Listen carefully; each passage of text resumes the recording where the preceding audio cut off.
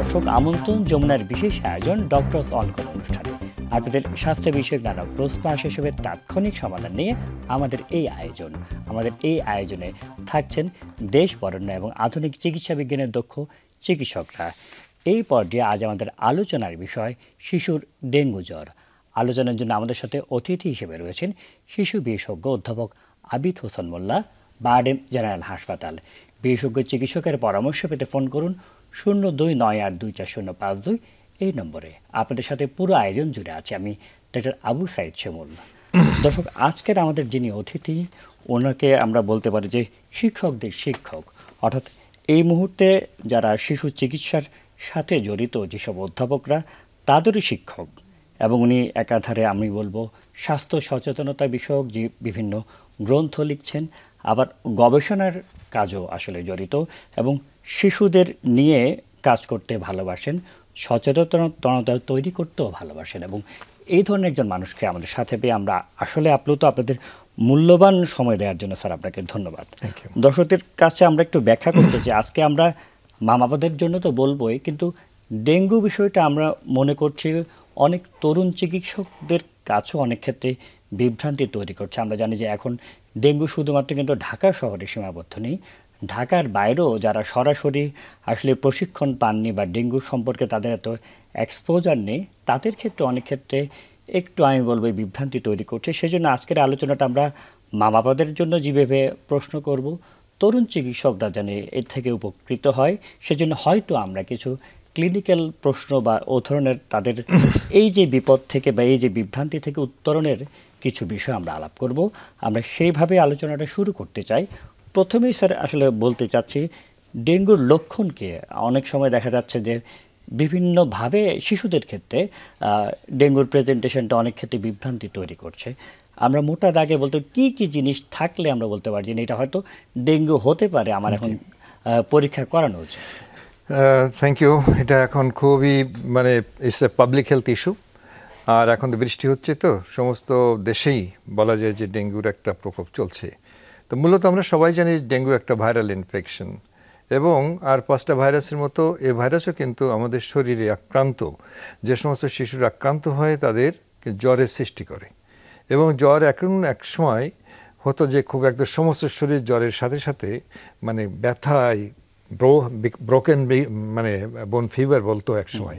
তো এখানেও কিন্তু ব্যথা থাকে, শরীরটা অনেক ব্যথা থাকে, পিঠে ব্যথা থাকে, চোখে ব্যথা থাকে। অনেক সময় বাচ্চারা জ্বর এবং ব্যথার পাশাপাশি বমিও করতে থাকে। তো এই একটা স্টেজ, জ্বরের একটা স্টেজ। এই জ্বরের স্টেজের পরে আসে অ্যাফেব্রাইল স্টেজ, তারপরে হলো কনভালেসেন্স স্টেজ।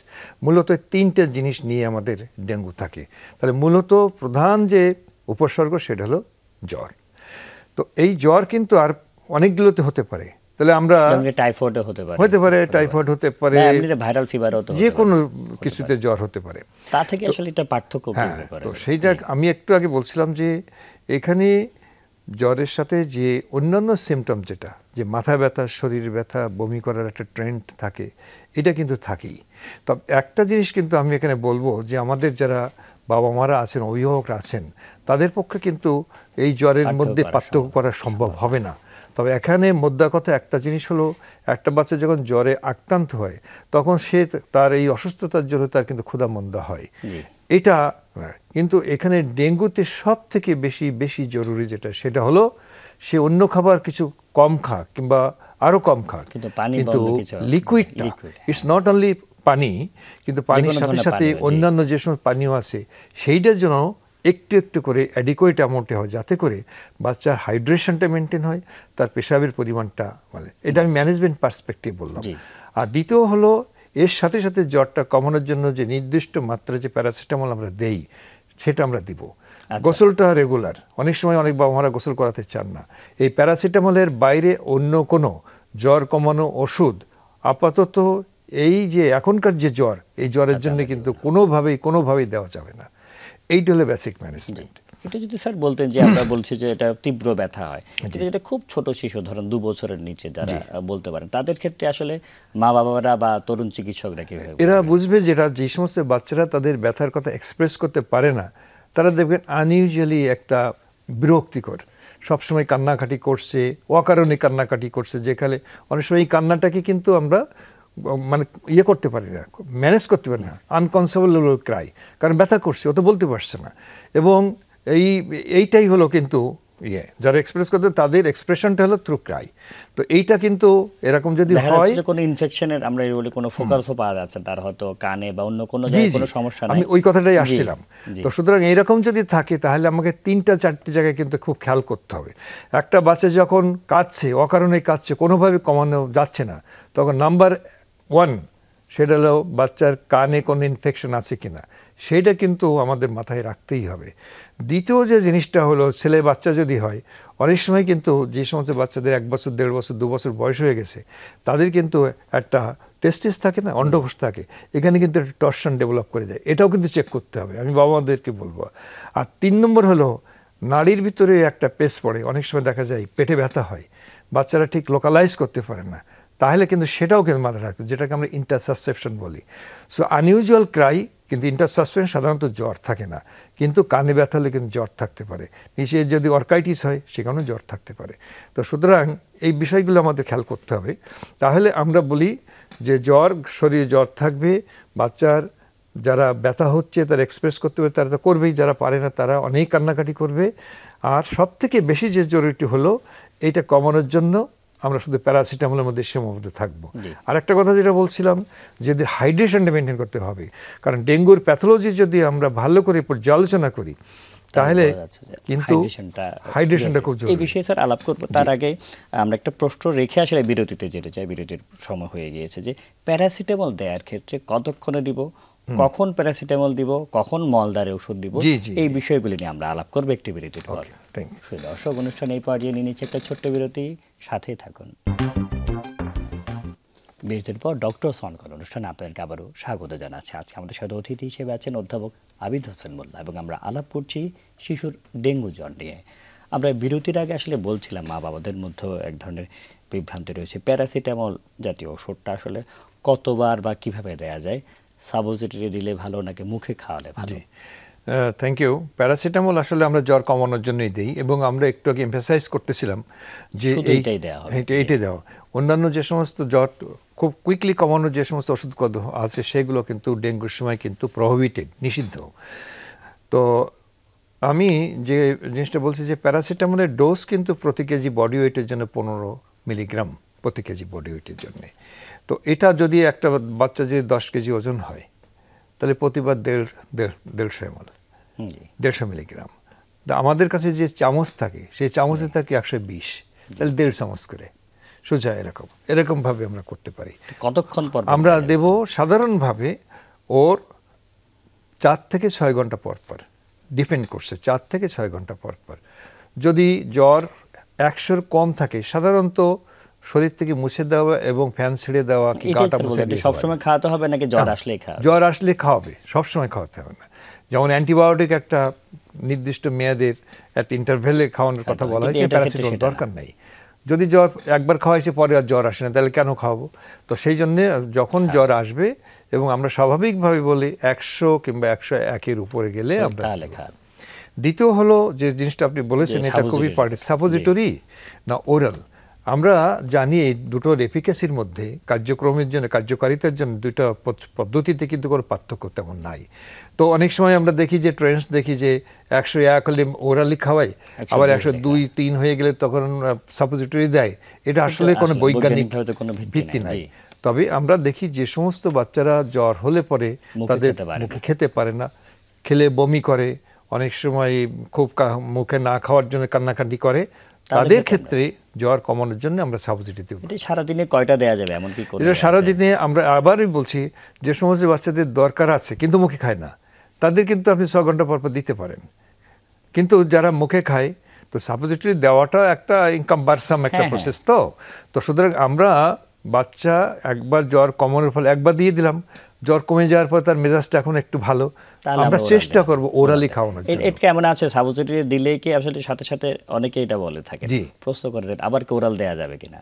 না, ডবল হয়ে যাবে ডোজ। আচ্ছা, আমরা যে পরিমাণ আমরা সাপোজিটরি দিয়েছি ঠিক আবার যদি আমরা মুখে দেই একই সাথে, তাহলে তার যে ডোজ যেটা এবং সেটা- সেই সেটা ডোজেরও বেশি কিন্তু একটা সাইড এফেক্টস আছে। খুবই সুন্দর হবে স্যার। আমরা যেটা আপনি খুব বেশি যেটাতে গুরুত্ব দিতে যাচ্ছিলেন যে মুখে খাবার যে ওরাল ফ্লুইড বা জি, জি। পানীয়, সেটা কতটুকু করে আসলে খাবে?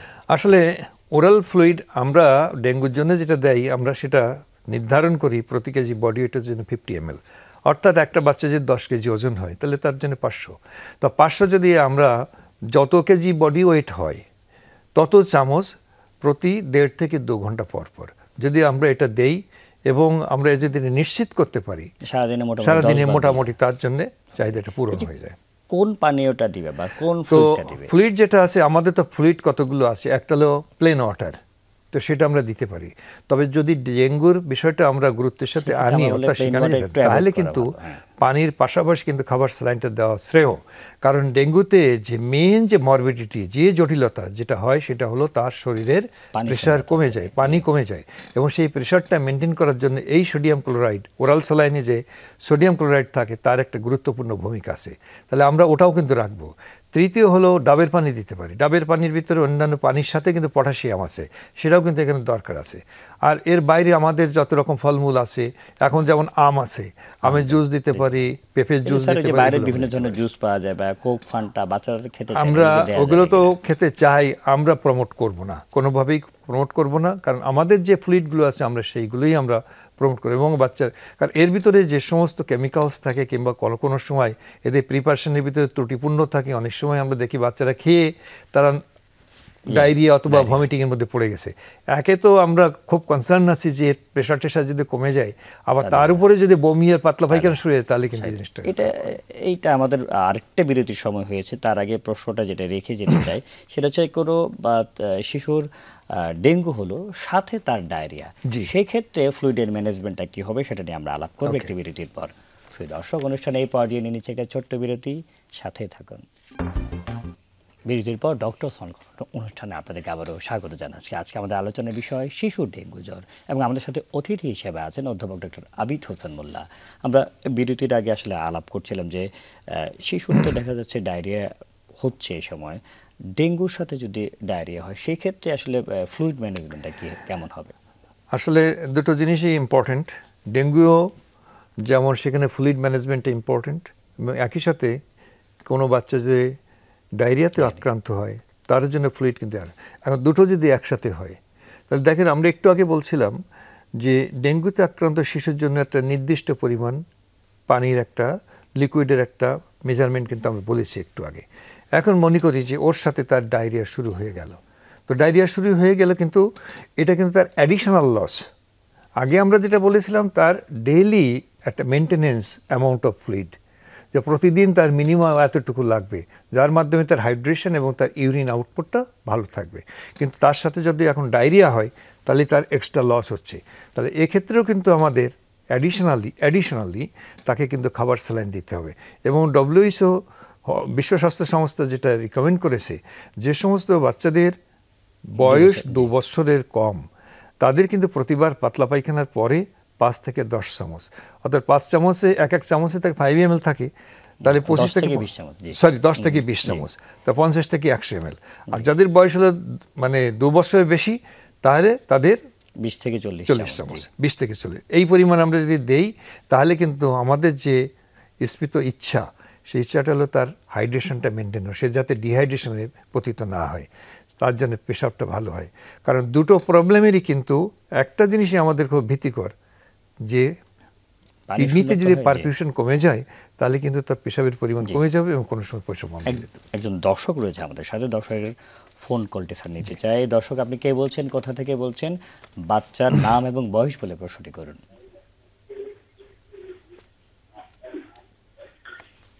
দর্শক, আমরা আমার শুনতে নাম পাচ্ছি। জি লক্ষণ, আমি চুয়াডাঙ্গাতে বলছি।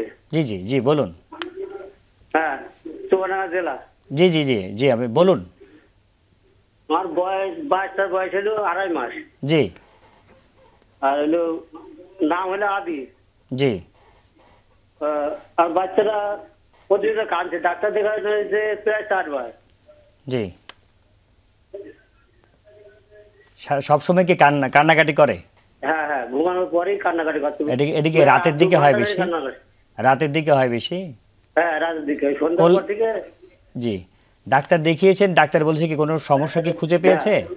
হ্যাঁ হ্যাঁ হ্যাঁ। জি, না, ডাক্তার কোনো সমস্যা খুঁজে পাইনি। আচ্ছা আচ্ছা।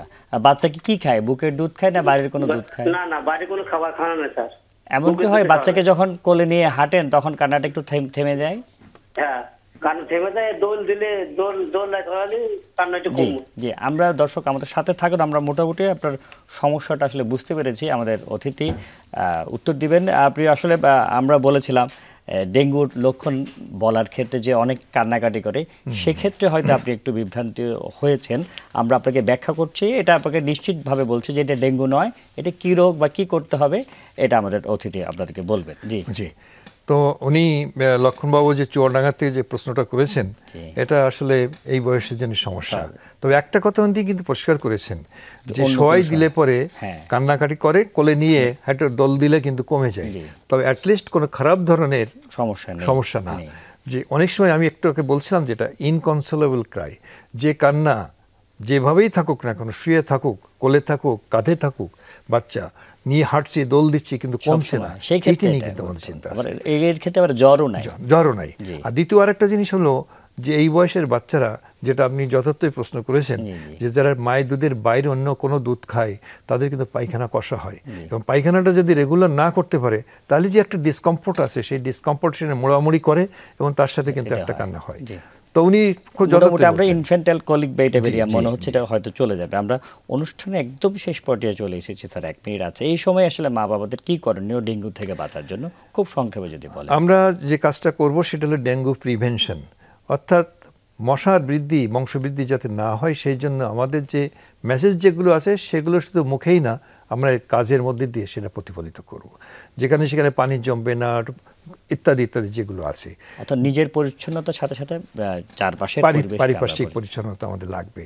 দ্বিতীয় হলো এই সময় কোনো বাচ্চার যদি জ্বর হয়, বাচ্চার প্যারাসিটামল এবং পানির কথা যেটা আমরা বলেছিলাম, দুটো। 3 নম্বর যে জিনিসটা হলো 2 বছরের কম বয়সে আমরা যদি এই বুকের দুধ খাবে, 2 বছরের, সেটা তো আছে, মানে সে তো বুকের দুধ খাবে, সেও কিন্তু খাবার স্যালাইন খেতে পারে। আমরা শুধু এক্সক্লুসিভ ব্রেস্ট ফিডিং করি বলি আমরা 6 মাস পর্যন্ত, কিন্তু তারপরে কিন্তু বাচ্চা বুকের দুধের বাইরে অন্যান্য ফ্লুইড খেতেই পারে। তাহলে এই হাইড্রেশনটা। আর 3 নম্বর হলো রেফারাল নলেজ, আমি কোন সময়টাই আমি ডাক্তারের কাছে দেখাতে যাব সেটা কিন্তু খুবই জরুরি। যেমন একটা বাচ্চা খাচ্ছে, মানে জ্বর হয়েছে কিন্তু তার পাঞ্চাঞ্চল্য খারাপ না, সে খেলাধুলো করছে, একটু হয়তো আগের থেকে কম আছে, কিন্তু আজকে সকাল থেকে দেখা গেল যে বাচ্চাটা ইজ ভেরি সিক, কেমন চুপচাপ হয়ে যাচ্ছে, তার পেশাবটা কমে যাচ্ছে, আমি তার শরীরের একটা মলিন ভাব দেখতে পাচ্ছি। হয়তো মা বাবারা অনেক সময় তার পালস দেখতে পারবেন না, কিন্তু তার হাতের যে রক্ত চলাচলগুলো কেমন আছে সে দেখতে পারবেন না, কিন্তু এই বিষয়টা একটু দেখতে হবে। কোনো পানি শূন্যতা হয়ে যাচ্ছে, চোখ কোটর ভিতরে যাচ্ছে কিনা, বাচ্চারা আনইউজুয়ালি চুপচাপ হয়ে গেছে কিনা, প্রস্রাব কমে যাচ্ছে কিনা, এই জিনিসগুলো যদি থাকে আমার মনে হয় দ্রুত হাসপাতাল নিতে হবে। এই আশাবাদ বা এই বক্তব্য নিয়ে আমরা অনুষ্ঠান শেষ করতে চাই। দর্শক, আজ এই পর্যন্ত। সবাই ভালো থাকুন, সুস্থ থাকুন।